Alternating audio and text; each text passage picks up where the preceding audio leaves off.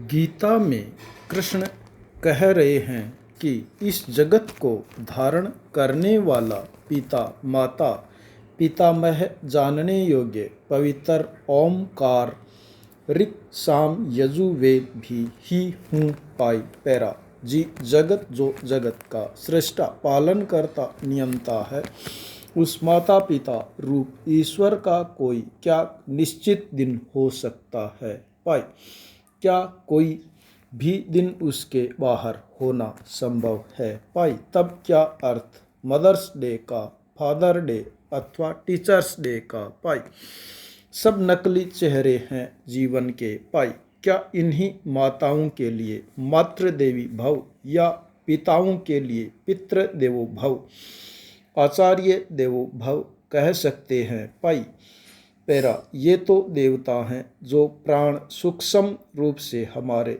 जीवन को चलाते हैं पाई देवता दिखाई नहीं पड़ते पाई देवता भाव के भूखे हैं पाई माता पिता शरीर नहीं पाई हम भी शरीर नहीं पाई आत्मा है शरीर की तरह समय के साथ न पैदा होते हैं न मरते हैं पाई शरीर बस एक मार्ग है आत्मा को 84 लाख योनियों में लाने ले जाने का पाई पैरा जगत का एक ही पिता है सूर्य पाई वही आत्मा बनकर सबके हृदय में प्रतिष्ठित रहता है पाई ईश्वर सर्वभूताना पाई पैरा तब हमारी मदर्स डे वाली माता कौन है जिसके लिए वर्ष में एक चार तथा कभी कभार होली दिवाली की तर्ज पर त्यौहार मनाना चाहते हैं पाई शेष वर्ष 364 दिन के लिए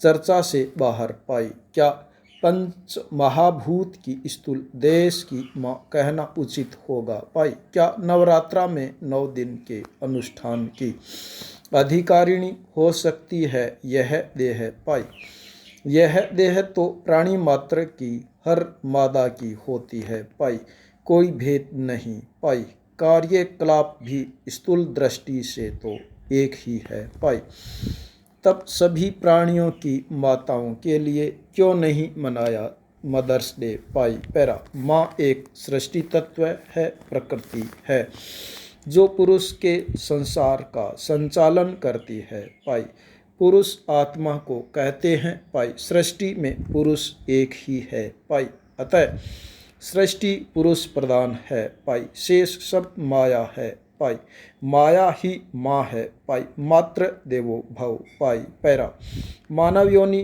कर्म प्रधान योनि है पाई शेष योनियाँ भोग योनियाँ हैं पाई अतः मानव पितृ मातृ स्वरूप में दैविक आधार एक विशेष उद्देश्य लिए रहता है पाई हमारे शास्त्रों ने जीवन को पुरुषार्थ रूप में प्रस्तुत किया है पाई इसका अर्थ है धर्म आधारित अर्थ और काम के माध्यम से मोक्ष प्राप्त करना पाई पैरा कामना मुक्त हो जाना पाई माया ही अर्थ और काम को धर्म रूप देती है पाई माता के रूप में अन्य योनियों से आए हुए जीव को प्रसव पूर्व मानव संस्कार युक्त बनाती है पाई इस पके हुए मटके का स्वरूप संसार की कोई शक्ति बदल नहीं सकती पाई पैरा माता केवल आकृति ही नहीं देती पाई प्रकृति में भी रूपांतरण करती है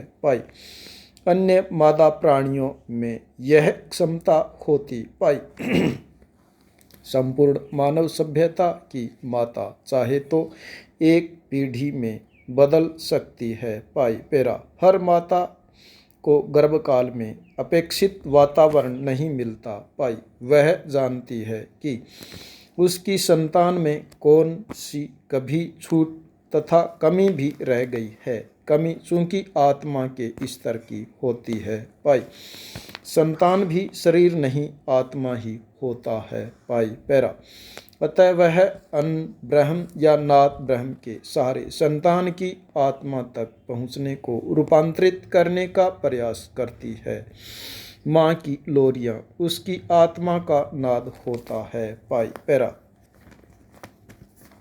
जी जगत का सृष्टा पालन करता नियंता है, उस माता पिता रूप ईश्वर का क्या कोई एक निश्चित दिन हो सकता है? क्या कोई भी दिन अथवा टीचर्स डे, मदर्स डे अथवा नकली चेहरे हैं जीवन के? क्या इन्हीं माताओं के साथ मातृ देवी भव या पिताओं के लिए पितृ देवो भव, आचार्य देवो भव कह सकते हैं? पाई पेरा, ये तो देवता है जो प्राण रूप से हमारे जीवन को चलाते हैं। देवता दिखाई नहीं पड़ते, देव भाव के भूखे होते हैं। माता पिता शरीर नहीं, हम शरीर नहीं, आत्मा है शरीर की तरह, समय के साथ पैदा होते हैं, न मरते हैं न जीते हैं। शरीर बस एक मार्ग है आत्मा को 84 लाख योनियों में ले जाने का। पाई, जगत का एक ही पिता है सूर्य, धरती माता वही है, वही आत्मा बनकर सबके हृदय में प्रतिष्ठ रहता है। तब हमारी मदर्स डे वाली माता कौन है जिसके लिए वर्ष में एक बार होली दिवाली की तर्ज पर त्यौहार मनाना चाहते हैं? शेष वर्ग के लिए चर्चा से बाहर क्या पंच महाभूत की स्थूल देह की माँ कहना उचित होगा? क्या नवरात्रा में 9 दिन के अनुष्ठान की अधिकारिणी हो सकती है? मानव योनि कर्म प्रधान योनि है, शेष योनियों भोग योनियाँ हैं। अतः मानव पितृ मातृ स्वरूप में देविक आधार एक विशेष उद्देश्य लिए रहता है।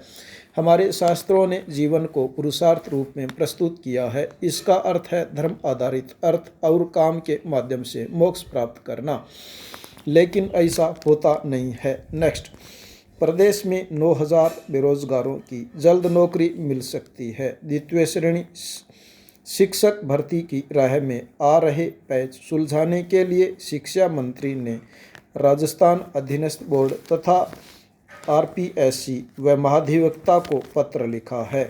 शिक्षा विभाग के पास राजस्थान लोक सेवा आयोग से चयनित अभ्यर्थियों के दस्तावेज आते ही जांच प्रक्रिया शुरू हो जाएगी। अभी तो वर्ष 2018 के कनिष्ठ लिपिक की नियुक्ति के आदेश तक जारी नहीं हुए हैं, उन्हीं में भी कई कमियां रह गई हैं। मुख्यमंत्री अशोक गहलोत ने कहा कि लॉकडाउन में फंसा हुआ कोई भी व्यक्ति पैदल नहीं निकले। राज्य सरकार बसों व रेलगाड़ियों की व्यवस्था करने के प्रयास कर रही है। उन्होंने निर्देश दिए कि दूरी कम है तो लोगों को बसों से घर भिजवाया जाए। लंबी दूरी वाले श्रमिकों के लिए रेलवे में समन्वय कर रेलगाड़ी की संख्या बढ़वाई जाए। पैदल निकल चुके श्रमिकों के लिए कैंप, भोजन आदि व्यवस्थाएं तय करें। गहलोत शनिवार को मुख्यमंत्री निवास पर प्रवासियों के आवागमन को लेकर उच्च स्तरीय बैठक में समीक्षा कर रहे थे।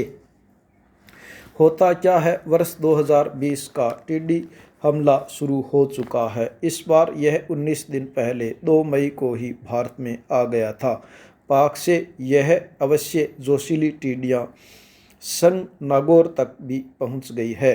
आंधी भी आ रही है। पंजाब के फाजिल्का सहित श्रीगंगानगर, अबोर, बाड़मेर, जैसलमेर, जोधपुर, बीकानेर में एक सप्ताह में 10,000 हेक्टेयर में पेस्टिसाइड स्प्रे करना पड़ रहा है। चारों तरफ पेस्टिसाइड स्प्रे करना ज़रूरी है। उसको स्प्रे फसलों में भी किया जाता है तथा अन्न किया जाता है। वही अन्न हम लोग बड़े इत्मीनान से खाते हैं, फिर हम अस्पतालों की तरफ रुख स्वतः ही कर लेते हैं। आज हर आदमी दुखी है। अन्न बहुत महत्वपूर्ण है, उपयोग केवल भारतीय माँ ही करती रही है। पाई पेरा, वह जो कुछ पकाती है वह प्रसाद की तरह एक एक ठाकुर के लिए, उसे प्रसन्न करने के लिए, इच्छित वरदान मांगने के लिए पकाती है। पाई, मेरा बच्चा यह खाएगा तो ऐसा हो जाएगा। गेहूँ खिलाते हैं पेस्टिसाइड डालकर, फिर हम विदेशी कंपनियों द्वारा तैयार की गई दवाइयों का उपभोग जिंदा जी करते रहते हैं। आज हर घर में मरीज हैं। आज से वर्षों पूर्व कोई गांव में एक आधा भी मरीज नहीं होता था, क्योंकि उस जमाने का खान पान सही था। बाजरी, मोठ खाते थे और स्वस्थ रहते थे। आज हर घर में हर मरीज है। मेरा पति पर खाएगा तो ऐसा ही जाएगा। पैरा, खाना खाते समय यह प्रार्थना संतान पति के हृदय में सूक्ष्म रूप से पहुँचती रहती है। संपूर्ण परिवार संस्कारवान भी होता है और एक सूत्र में बंधा ही रहता है। आज घर घर की स्त्रियां खाना पकाती है तो वह व्हाट्सएप पर व्यस्त रहती है। उनके दिमाग में उलूल जुलूल विचार चलते रहते हैं। संस्कार को उन्हें मालूम ही नहीं है, वो फिर क्या अपने परिवार को संस्कार दे पाती है। नेक्स्ट, एक सूत्र में बंधा ही रहता है। इस दृष्टि से आज की माताओं को मदर्स कहना भी उचित नहीं है। वे माँ कहलाने योग्य नहीं हैं। वे संतान के लिए खाना पकाना सजा मानती है और माँ का एक रूप भी है। हर पत्नी में पति के लिए भी मातृत्व का भाव पैदा होता है। बुढ़ापे में तो सभी मानने लगते हैं। वह 25 वर्ष की एक आय प्रकृति बन जाती है। एक अनुभवहीन जीवन दर्शन में पुरुष के जीवन में आहत हो जाती है। पाई पेरा। वहीं पुरुष के जीवन की हवन सामग्री बनती है। एक श्लोक है, आत्मा वे जायते पुत्र, केवल माँ ही जानती है। उसने पति को भी पुत्र बनाया है, अतः उसे पूरी उम्र पति मानकर ही उनकी सेवा करती है। पुरुष के पत्नी को लेकर कोई हवन स्वपन भी नहीं होता है। पाई पेरा। स्त्री सपने बुनकर पति से जुड़ती है।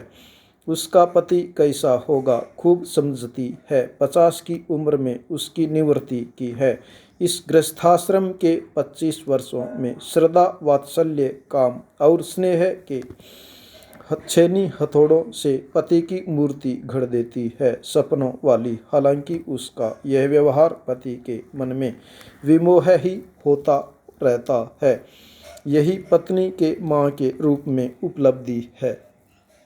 वह स्त्री भी विमुख हो गई है, जो वानप्रस्थ और संन्यास में कामना मुक्त हो ही जाएगा। आज यदि हर गांव का सर्वे किया जाए तो 95% ग्रामीण घरों में नशे की आदतें शुमार है और इससे अधिक ही बीमारियों को आमंत्रण देते रहते हैं। सब छोटे बड़े कई तरह के नशों में समागम रहते हैं। फिर कहते हैं, रोना सबका यही रोता है, हम गरीब हैं। आपका बहुत मेहनत का पैसा जो है वो आप लोग अपने नशे में व्यतीत कर देते हैं। फिर आपके पास गरीबी तो है ही नहीं, उसका मोक्ष तो निश्चित कर ही दिया गया है। सृष्टि में कोई भी प्राणी अन्य प्राणी के लिए नहीं जीता। आज तो शिक्षित व्यक्ति तो पशु ही है, देश मात्र उसका ध्येय है। माँ स्वयं अपने लिए नहीं जीती, न किसी पर अधिकार जताती है। संतान कुछ अच्छा कर भी दे तो मन ही मन गर्व कर लेती है। जीवन का कौन सा क्षण माँ के बाहर हो सकता है। पुरुष बीज है, उसके बाद उसके बिना सृष्टि चलती रहती है। होता क्या है, उत्तराखंड के ऋषिकेश में पैदा होना बहुत गर्व की बात है, लेकिन उन्होंने खुद को वहीं तक सीमित रखा था। वे कहती हैं एक एहसास गजब का है और वे अब भी बहुत आगे जाने की सोचती है। कभी कभी ऐसा होता ही रहता है। प्रदेश में अब कोरोना वायरस में सर्वाधिक प्रभावित जिलों में बदलाव होता जा रहा है। पहले जहां जयपुर, जोधपुर, कोटा, नागौर, भरतपुर, अजमेर और टोंक 100 से अधिक मरीज वाले व सर्वाधिक प्रभावित जिले थे, वहीं अब मौजूदा एक्टिव केस को देखते हुए सर्वाधिक प्रभावित जिले भी बदल गए हैं। प्रदेश में अब एक्टिव केस के हिसाब से अजमेर, चित्तौड़गढ़, जयपुर, जोधपुर और उदयपुर, पाली ही सर्वाधिक प्रभावित जिले हैं। इनमें जयपुर और जोधपुर में एक्टिव केस पहले की तुलना में लगातार कम होते जा रहे हैं। अब नए सर्वाधिक प्रभावित जिलों में चित्तौड़गढ़, उदयपुर और पाली है। संभावना रहेगी कि अब 17 मई के बाद प्रदेश में रेड, ऑरेंज और ग्रीन जोन जिलों में हिसाब से बदलाव हो सकता है। ये तो एक कयास लगाने वाली बात है। CBSE राजस्थान माध्यमिक शिक्षा बोर्ड सहित देश के सभी स्कूल, महाविद्यालय व विश्वविद्यालयों में कई बदलाव दिखेंगे। पढ़ाई के अलावा इन्हें कामकाज का तरीका भी बदलना पड़ेगा। इनमें प्रार्थना सभा, असेंबली पर रोक, ऑड इवन फार्मूले से बच्चों को पढ़ाई जैसे कदम उठाने पड़ सकते हैं।